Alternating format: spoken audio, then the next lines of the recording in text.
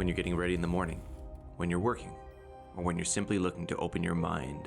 Download Mindset and listen to your favorite inspirational speeches of all time. I believe that if we are honest with ourselves, that the most fascinating problem in the world is, who am I? What do you mean? What do you feel when you say the word I? I, myself. I don't think there can be any more fascinating preoccupation than that, because it's so mysterious, it's so elusive. Because what you are in your inmost being escapes your examination in rather the same way that you can't look directly into your own eyes without using a mirror. You can't bite your own teeth. You can't taste your own tongue. And you can't touch the tip of this finger with the tip of this finger. And that's why there's always an element of profound mystery in the problem of who we are. This problem has fascinated me for many years, and I've made many inquiries. What do you mean by the word I? And there is a certain consensus about this, a certain agreement, especially among people who live in Western civilization. Most of us feel I, ego, myself, my source of consciousness, to be a center of awareness and of a source of action that resides in the middle of a bag of skin. And so we have what I have called the conception of ourselves as a skin-encapsulated ego.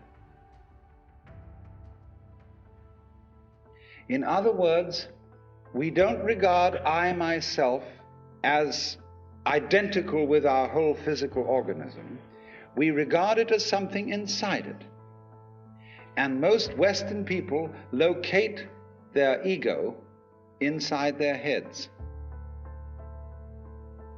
You are somewhere between your eyes and between your ears, and the rest of you dangles from that point of reference. It is not so in other cultures. When a Chinese or Japanese person wants to locate the center of himself, he points here, not here.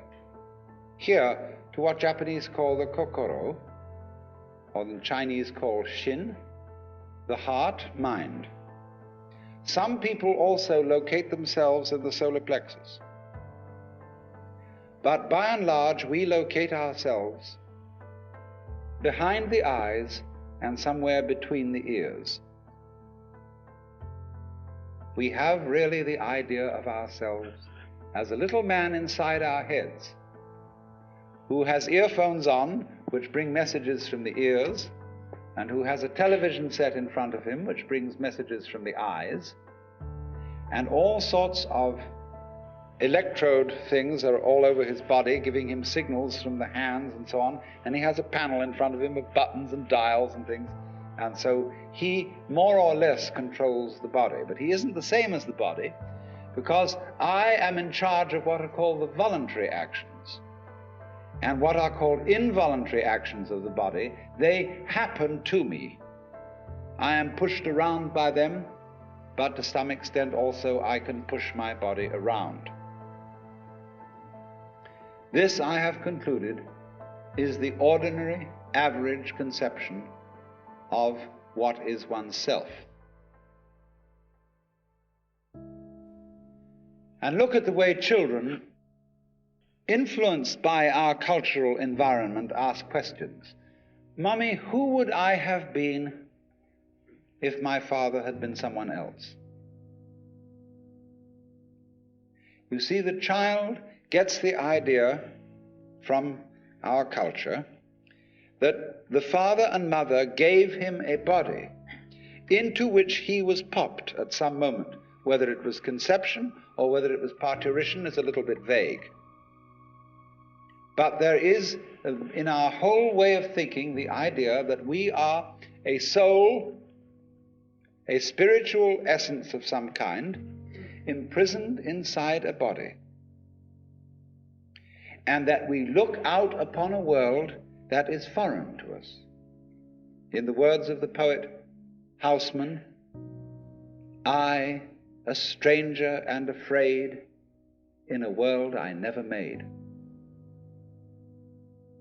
And so, therefore, we speak of confronting reality, facing the facts.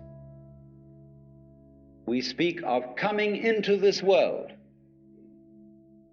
and this whole sensation that we are brought up to have of being an island of consciousness locked up in a bag of skin, facing outside us a world that is profoundly alien to us in the sense that what is outside me is not me. This sets up a fundamental sensation of hostility and estrangement between ourselves and the so-called external world.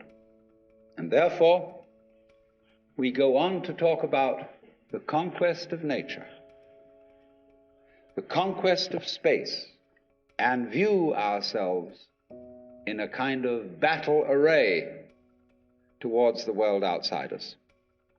Now, actually, it is absolutely absurd to say that we came into this world.